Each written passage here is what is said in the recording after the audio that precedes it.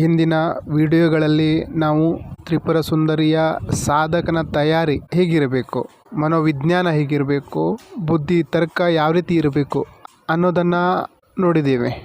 ಅಂದರೆ ನಾವು ನಮ್ಮ ಭವಿಷ್ಯ ಸುಂದರ ಆಗಬೇಕು ಅಂತ ಬಯಸುವ ನಾವು ಇವತ್ತು ಯಾವ ಸುಂದರ ಕಾರ್ಯ ಮಾಡಿದ್ದೇವೆ ಅಥವಾ ಸುಂದರವಾಗಿದ್ದನ್ನು ಏನು ತಿಳ್ಕೊಂಡಿದ್ದೇವೆ ಅನ್ನೋದು ಮುಖ್ಯ ಆಗ್ತದೆ.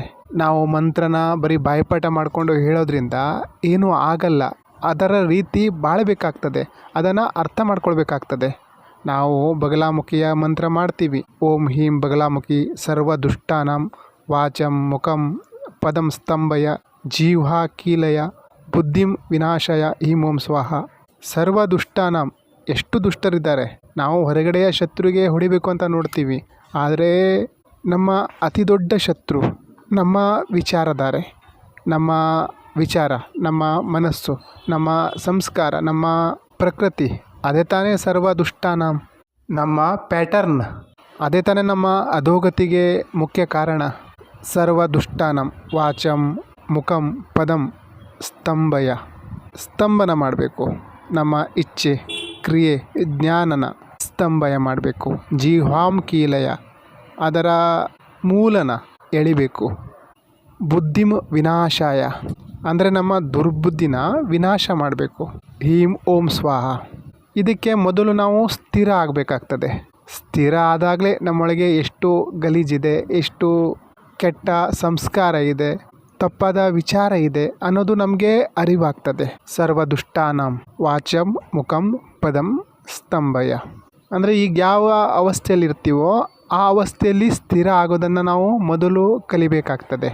ಓಂ ಹೀಂ ಬಗಲಾಮುಖಿ. ಆ ಓಂ ಅಂದರೆ ಪರಮದ ಆದೇಶ. ಮೊದಲು ನಾವು ಸ್ಥಿರ ಆಗೋದನ್ನು ಕಲಿಬೇಕಾಗ್ತದೆ. ಮೊದಲು ನಾವು ಸ್ಥಿರ ಆಗಬೇಕಾಗ್ತದೆ. ಅಂದರೆ ಈ ಮಂತ್ರ ಪ್ರೋಗ್ರಾಮ್, ಈ ಮಂತ್ರನ ನಾವು ಬದುಕಬೇಕು. ಅದಕ್ಕೆ ಹೇಳಿದ್ದು ಬಾಯ್ಪಾಠ ಮಾಡಿ ಅದನ್ನು CD ಥರ, ಕ್ಯಾಸೆಟ್ ಥರ ರಿಟರ್ನ್ ಹಾಕ್ತಾ ಇದ್ದರೆ ಏನು ಪ್ರಯೋಜನ ಇಲ್ಲ. ಅದನ್ನು ಅರ್ಥ ಮಾಡಿಕೊಂಡು ಬದುಕಬೇಕು. ನಾವು ಯಾವ ರೀತಿ ಅಂದರೆ, ನಾವು ಚಿನ್ನದ ಗಣಿ ಮೇಲೆ ಕೂತ್ಕೊಂಡಿದ್ದೀವಿ, ಆದರೆ ಹೊರಗಡೆ ಭಿಕ್ಷೆ ಬಿಡ್ತಾ ಇದ್ದೀವಿ. ಇದು ನಮ್ಮ ಪರಿಸ್ಥಿತಿ. ಯಾಕೆಂದರೆ ಎಲ್ಲ ಮಹಾವಿದ್ಯೆ ನಮ್ಮೊಳಗೇ ಇದೆ. ಇದು ಸಹ ಕಾಮೇಶ್ವರ ಕಾಮೇಶ್ವರಿಯ ವಿದ್ಯೆ. ಇದರ ಒಂದು ಸ್ಪಂದನ ಆಜ್ಞಾಚಕ್ರದೊಳಗಿದ್ರೆ ಇನ್ನೊಂದು ಪೂರ್ಣ ಸ್ಪಂದನ ಸಹಸ್ರಾರ ದಳದಲ್ಲಿರ್ತದೆ. ತ್ರಿಪುರ ಸುಂದರಿ ಶ್ರೀ ವಿದ್ಯೆಯ ದೇವಿ. ಇದು ಸಾಧಕನನ್ನು ಅವನ ಪರಮ ತತ್ವ, ಪರಮ ಶಿವನನ್ನು ತಲುಪಿಸ್ತದೆ. ಇದು ಆತ್ಮವಿದ್ಯೆ, ಬ್ರಹ್ಮವಿದ್ಯೆ, ಇದೇ ಶ್ರೀವಿದ್ಯೆ. ಯಾಕಂದರೆ ನಾವು ಆತ್ಮನ ಅರಿಯದೆ ಬ್ರಹ್ಮನನ್ನು ಅರಿಯಲಿಕ್ಕೆ ಆಗಲ್ಲ. ಬ್ರಹ್ಮನನ್ನು ಅರಿಯದೆ ಆ ಪರಮ ತತ್ವನ ಅರಿಯಲಿಕ್ಕಾಗಲ್ಲ. ಆ ಸರ್ವಶ್ರೇಷ್ಠ ತತ್ವನ ಅರಿಯಲಿಕ್ಕಾಗಲ್ಲ. ಪರಾಶಕ್ತಿ, ಆದಿಶಕ್ತಿ, ಪರಾಶಕ್ತಿ, ಆದಿಶಕ್ತಿನ ಅರಿಯಬೇಕು ಅಂದರೆ ನಾವು ಆತ್ಮವಿದ್ಯೆನ ಪ್ರಾಪ್ತಿ ಮಾಡ್ಕೊಳ್ಬೇಕಾಗ್ತದೆ. ಆತ್ಮವಿದ್ಯೆಯಿಂದಲೇ ನಾವು ಬ್ರಹ್ಮನ ತಲುಪಬಹುದು. ಬ್ರಹ್ಮನಿಂದಲೇ ಆ ಅನಂತ ಶಕ್ತಿಯನ್ನು ತಲುಪಬಹುದು. ನಿರ್ಗುಣ ನಿರಾಕಾರ, ಸಗುಣ ಸಾಕಾರ, ನಿರಾಕಾರ ಸಾಕಾರ ಆಕಾರ, ಈ ಮೂರು ಅವಸ್ಥೆಯೊಳಗೆ ನಾವು ಭಗವತಿ ತ್ರಿಪುರ ಸುಂದರಿಯ ಆರಾಧನೆ ಮಾಡಬಹುದು. ನಿರಾಕಾರ ರೂಪದಲ್ಲಿ ಶಬ್ದ ಬ್ರಹ್ಮ ಅವಸ್ಥೆ ಇದೆ. ನಾದ, ಪ್ರಕಾಶ, ಅಂದರೆ ಪ್ರಕಾಶಕ್ಕೆ ಯಾವುದೇ ಆಕಾರ ಇಲ್ಲ. ವಿಸ್ತರಣ, ಇದು ಪರಮಶಿವನ ಪರಿಕಲ್ಪನೆ, ಅವನ ಸಂಕಲ್ಪದ ರಿಫ್ಲೆಕ್ಷನ್. ಸತ್ಯಂ ಶಿವಂ ಸುಂದರಂ, ಸತ್ಯನೇ ಶಿವ, ಶಿವನೇ ಸುಂದರ. ಸತ್ಯ ಏನು? ಶಿವ, ಜ್ಞಾನ, ಬೋಧ, ಅದೇ ಸುಂದರ. ಶಿವನೊಳಗೆ ಶಕ್ತಿ ಇಲ್ಲ ಅಂದರೆ ಶಿವ ಸಹ ಶವ ಆಗ್ತಾನೆ, ಜಡ ಆಗ್ತಾನೆ. ಭಗವತಿಯ ರೂಪ ಏನಿದೆ, ಕಾಮಕಲೆಯ ರೂಪ. ಇಚ್ಛೆ, ಕ್ರಿಯೆ, ಜ್ಞಾನ, ಇದು ಶಕ್ತಿಯ ಜೊತೆ ಕನೆಕ್ಟ್ ಆಗಿರುವಂತಹ ವಿದ್ಯೆ. ಈ ಮಹಾವಿದ್ಯೆಯ ಜೊತೆ ಸಮಗ್ರ ಬ್ರಹ್ಮಾಂಡದ ಸ್ಪಂದನ ಕಲೆ ಅದು ಕನೆಕ್ಟ್ ಆಗಿದೆ. ನಾವು ಪ್ರಕೃತಿ ಮತ್ತು ಸೌಂದರ್ಯದ ಪರ್ಯಾಯ ನೋಡ್ಲಿಕ್ಕೆ ಹೋದರೆ ಅದು ನಿರಾಕಾರ ಸಾಕಾರ ಪ್ರಕೃತಿ. ಇಲ್ಲಿ ಪುರುಷನ ಅರ್ಥ ನಮ್ಮ ಆತ್ಮ, ಅದನ್ನು ಶಿವ ಅನ್ಬಹುದು, ಪರಮಾತ್ಮನೂ ಅನ್ಬಹುದು, ಚೈತನ್ಯದ ಕಣನೂ ಅನ್ಬಹುದು. ಇನ್ನು ಸಾಕಾರ ಪ್ರಕೃತಿ ಬಗ್ಗೆ ನೋಡೋದಾದರೆ ನಾವು ಧಾರಣೆ ಮಾಡಿ ಕುಳಿತಿರುವಂತಹ ನಮ್ಮ ಪಿಂಡ ಅಂದರೆ ಶರೀರ, ದೇಹ, ಅದನ್ನು ಪ್ರಕೃತಿ ಅಂತೀವಿ. ಶ್ರೀವಿದ್ಯಾ ಸಾಧಕ ಬೇಸಿಕ್ ಲೆವೆಲನ್ನು ಆತ್ಮವಿದ್ಯೆ ತನಕ ಮೊದಲು ತಲುಪಬೇಕಾಗ್ತದೆ. ಆತ್ಮ ಏನು, ಮನಸ್ಸಂದರೆ ಏನು, ಸಾಕ್ಷಿ ಏನು, ದೃಷ್ಟ ಏನು, ಬ್ರಹ್ಮ ಯಾರು, ಶಿವ ಯಾರು, ಶಕ್ತಿ ಯಾರು, ಮೊದಲು ಇದನ್ನು ತಿಳ್ಕೊಳ್ಬೇಕಾಗ್ತದೆ. ನಮಗೆ ಬ್ಯಾಕ್ ನಾಲೆಜ್ ಇರೋದು ಅವಶ್ಯಕ. ಕ್ರಿಯೆಯ ಮಂತ್ರವಿಧಾನ ಮಾಡ್ತೀವಿ, ಖಡ್ಗಮಾಲ ಮಾಡ್ತೀವಿ, ಕವಚ ಮಾಡ್ತೀವಿ, ಉಪನಿಷತ್ತು ಓದ್ತೀವಿ.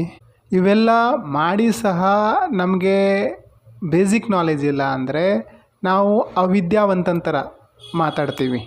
ಯಾಕಂದರೆ ಎಲ್ಲಿಯವರೆಗೆ ನಮಗೆ ನಮ್ಮ ಇಂದ್ರಿಯದ ಬಗ್ಗೆ, ನಮ್ಮ ಮನಸ್ಸಿನ ಬಗ್ಗೆ, ನಮ್ಮ ಬುದ್ಧಿಯ ಬಗ್ಗೆ, ನಮ್ಮ ಪ್ರಜ್ಞಾವಸ್ಥೆಯ ಬಗ್ಗೆ ನಮಗೆ ಗೊತ್ತೇ ಇಲ್ಲ ಅಂದರೆ ನಾವು ಆ ಶ್ರೀನ ಹೇಗೆ ಪ್ರಾಪ್ತಿ ಮಾಡ್ಕೊಳ್ಳಿಕ್ಕೆ ಸಾಧ್ಯ? ಮೊದಲು ಪಿಂಡನ ಅರ್ಥ ಮಾಡ್ಕೊಳ್ಬೇಕಾಗ್ತದೆ. ಪಿಂಡನ ಅರ್ಥರೆ ನಾವು ಊರ್ಜೆನ ಅರ್ಥ ಮಾಡ್ಕೋತೀವಿ. ಯಾಕಂದರೆ ನಾವು ಪಿಂಡನ ಧಾರಣೆ ಮಾಡಿದ್ದೀವಿ ಹೊರತು ಪಿಂಡ ನಮ್ಮನ್ನು ಧಾರಣೆ ಮಾಡಿಲ್ಲ. ನಾವು ಶರೀರದಲ್ಲಿ ಇದ್ದೇವೆ ಹೊರತು ಶರೀರ ನಾವಲ್ಲ. ನಾವು ಒಂದು ಕಾರಿನೊಳಗಿನ ಡ್ರೈವರ್, ಮತ್ತೇನಲ್ಲ. ನಾನು ಆತ್ಮ ಅನ್ನೋ ಅವಸ್ಥೆನ ಮೊದಲು ಪ್ರಾಪ್ತಿ ಮಾಡ್ಕೊಳ್ಬೇಕಾಗ್ತದೆ. ಆತ್ಮ ಯಾರು?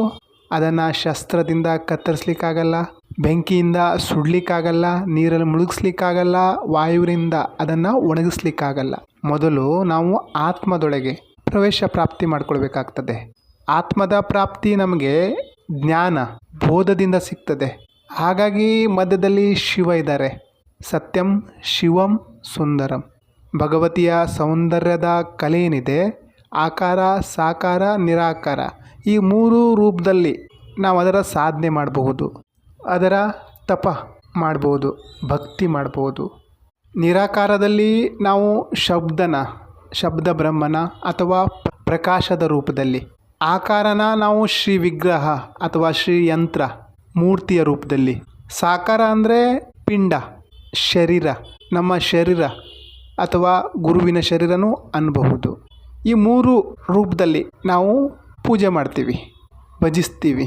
ಇಲ್ಲಿ ಸೌಂದರ್ಯತೆಯ ಪೂಜೆ ಮಾಡೋ ಮಾತು ಬರ್ತದೆ, ದೇವಿಯ ಪ್ರತಿಯೊಂದು ಸ್ವರೂಪದ ಮಾತು ಬರ್ತದೆ.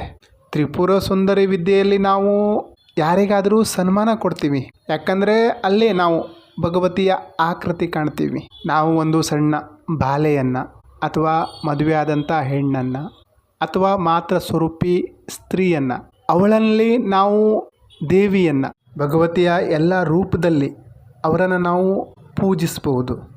ನಾವು ಪ್ರಯಾಸ ಮಾಡಿದ್ರೆ, ಯಾರಲ್ಲಾದರೂ ಭಗವತಿಯನ್ನು ನೋಡಲಿಕ್ಕೆ ಪ್ರಯಾಸ ಮಾಡಿದರೆ ನಮಗೆ ಭಗವತಿ ಕಾಣ್ತಾಳೆ.